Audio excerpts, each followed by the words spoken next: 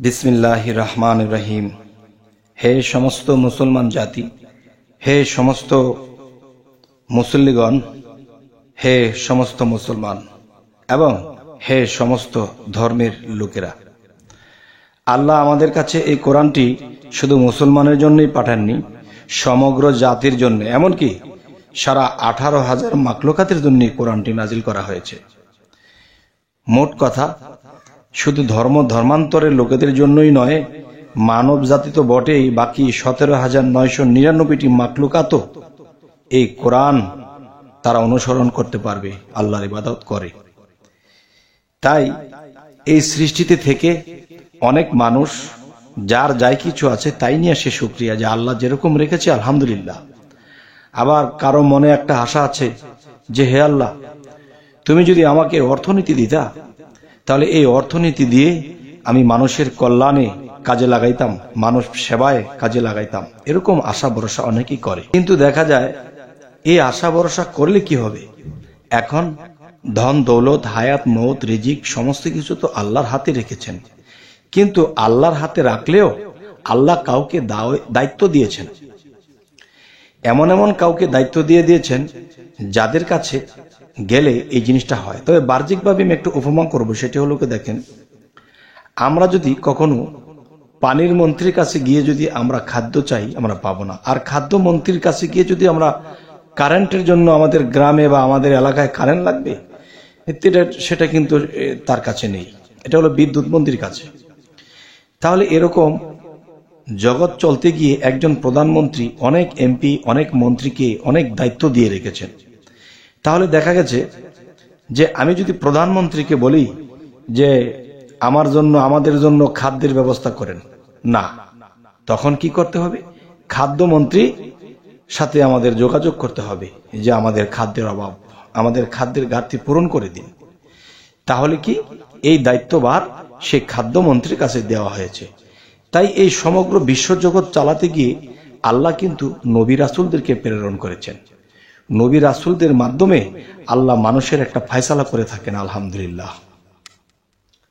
তাহলে নবুয়ত তো খতম হয়ে গেছে, এখন আমরা কার কাছে যাব? এখন যাব আল্লাহর দোস্ত কারা, ওলি আউলিয়া যাহারা এবং কামেল পীর মুর্শিদের কাছে আমরা যোগাযোগ করব। তখন তারা কি করবে? যে আল্লাহর সাথে তাদের কানেকশন আছে। অনেক কামেল পীর যারা, তাদের সাথে আল্লাহর হট কানেকশন থাকে। যাই হোক, এখন দেখা গেছে শরীয়তের মানুষে পীর মুর্শিদ বিষয়টা বোঝার চেষ্টা করে না, কিন্তু এটা মানতে হবে আল্লাহ থেকে এসেছে। যেমন সূরা কাহাফের 17 নম্বর আয়াত যদি পড়ি, তাহলে এই 17 নম্বর আয়াতটি পড়তে গেলে দেখবে মুর্শিদ শব্দটা আল্লাহ বলেছেন। তাহলে অবশ্যই তাওহীদেরই মুর্শিদ আমার মুহাম্মদের নাম। যিনি মুর্শিদ তিনি কে? তিনি তো মুহাম্মদ। তবে সেই মুহাম্মদ কি দেহত্যাগ করে আত্মা বের হয়ে গেছে, ইন্তেকালের মাধ্যমে আড়াল হয়ে গেছে? আড়াল কোথায় হয়েছে? আড়াল ওলি আউলিয়াদের মধ্যে হয়েছে। সুবহানাল্লাহ, আলহামদুলিল্লাহ। তাই একজন আল্লাহর বন্ধু, আল্লাহর কামেল ব্যক্তির সাথে যদি আমরা যোগাযোগ রাখি, তাহলে তার মাধ্যমে আমরা অনেক কিছু সহযোগিতা পেতে পারি। যাই হোক, আজকের যে আলোচনাটি এই জন্যই করলাম, যেন মানুষ ওলি আউলিয়াদেরকেও স্মরণ করে এবং তাদের কাছে শিক্ষা নেয়, জানতে চায়, বুঝতে চায়।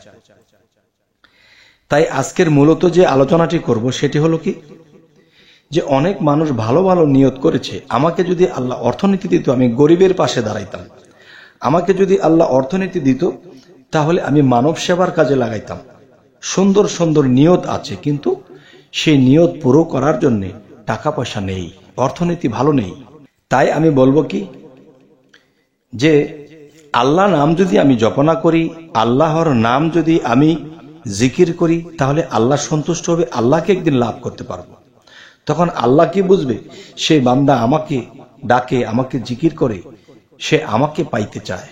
তখনই আমরা কি করব? আল্লাহ নামের জিকির করব। তবে আমাদের অর্থনীতি, আমাদের অভাব গুছানোর জন্য, আমাদের সম্পদ বাড়ানোর জন্য আল্লাহর হাকিকতের পথে যদি আমরা খরচ করতে পারি, তাহলে আমরা অনেক লাভবান হব। কেননা যে আল্লাহ কিন্তু অনেক সূরাতেই বলেছে যে তোমরা কখনো পিতৃহীনকে, তাদের প্রতি তোমরা কঠোর হও না। তোমরা যদি তাদের প্রতি কঠোর হও, তবে মনে রাখো আমি তোমাদের প্রতি কঠোর হয়ে যাব। তো আল্লাহ যদি আমাদের প্রতি কঠোর হয়ে যায় তাহলে কিন্তু আমাদের আর উপায় থাকবে না।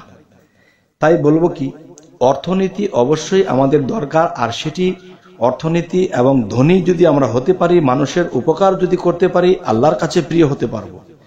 তাই আমরা কি করব, আল্লাহর একটি নাম আছে, এই নামে আল্লাহ মানুষকে ধনী বানিয়ে দেয়, এই নামে মানুষকে ঋণ গুছিয়ে দেয় এবং তাকে মন প্রশস্ত করে দেয়, মনটাকে সুন্দর করে দেয়। আর সেই সম্পদ আমরা হালাল পথে খরচ করব ইনশাআল্লাহ। সেটি হলো কি, দেখুন যে আল্লাহর একটি নাম আছে, এই নামটি সর্বদা জিকির করিলে সুখ এবং ধন সম্পদ বৃদ্ধি পাবে। সেই নামটি হলো ইয়ামুন এম, ইয়ামুন এম। তবে হ্যাঁ, একটা কথা মনে রাখতে হবে যে ইয়ামুন এম আল্লাহর একটা গুণবাচক নাম, যা 99-এর একটি নাম। তাহলে এই নামটি যোগ্য কি, আমরা ধনী হওয়ার জন্য, সুখ স্বাচ্ছন্দ্য হওয়ার জন্য, যে আমরা সুখ পেয়ে কিন্তু আল্লাহকে ভুলে যেতে পারবো না, এবং সুখ পেয়ে সেই সুখেও কিন্তু মানুষের চোখে পানি আসে, কাঁদে, আল্লাহকে ভাবে। তখন আমরা চোখের পানির সাথে আল্লাহর ইবাদত করব যে আল্লাহ তুমি কত সুখ দিয়েছো, শান্তি দিয়েছো, হে আল্লাহ তুমি কত সম্পদ দিয়েছো। কিন্তু সেই সম্পদ পেয়ে সেই সম্পদের অহংকার যেন না আসে, তাহলে কিন্তু ধ্বংসপ্রাপ্ত হয়ে যেতে হবে। তাই বলবো কি, আল্লাহর যে নামটি ইয়ামুন এম, এই নামটি দেখা যায় ফজরের নামাজের পরে 126 বার জপনা করতে হবে, এবং সর্বক্ষণ যদি আল্লাহর এই 99 নামের গুণ টানা হয় তাহলে দ্রুতভাবে তিনি ধনী হবেন, ধনী হবেন। এবং একটা কথাই মনে রাখতে হবে যে কখনোই অহংকার আনা যাবে না, এবং এই নাম অন্তরের অন্তঃস্থল থেকে ডাকতে হবে। আচ্ছা, এই নাম শুধু ডাকলেই হবে না, এর আগে পিছনে কি করতে হবে, রাস্তা ক্লিয়ার করতে হবে। রাস্তা কি, যেমন সূরা ফাতিহা 3 বার, এবং সূরা ইখলাস 3 বার, ফালাক 1 বার, নাস 1 বার। দেখেন, সূরা ফাতিহা প্রথমে পড়ার উদ্দেশ্য হলো, এটার মধ্যে কিন্তু লেখা আছে সিরাতুল মুস্তাকিম, যে হে আল্লাহ তোমার সহজ সরল পথ আমাদেরকে দান করো। এই সহজ সরল পথে থেকে এরপরে স্বীকার করব আল্লাহ যে এক, কুল হুয়াল্লাহু আহাদ আল্লাহুস সামাদ, আল্লাহ তুমি এক, আল্লাহ তুমি স্বয়ং সম্পূর্ণ। আল্লাহকে এই স্বীকৃতিগুলো দিলাম, বিশ্বাস আনলাম। এরপরে কি করতে হবে, সূরা ফালাক, যেন আমাদেরকে কোনো শত্রু ক্ষতি করতে না পারে, আমাদেরকে যেন কোনো জাদুকররা জাদু করতে না পারে, তাহলে সেই ফালাক আমাদেরকে এটা ট্যাকেল দিয়ে রাখবে। আচ্ছা, এবার সূরা নাস, এটার মধ্যে কিন্তু শয়তানের কথা বলা হয়েছে।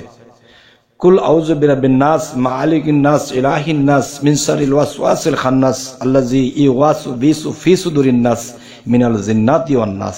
এই যে ওয়ান নাস, খান্নাস, এই যে কথাগুলো বলা হয়েছে, এগুলা কিন্তু শয়তান। তারপরে এই শয়তান থেকেও যেন আল্লাহ আমাদেরকে হেফাজত করে।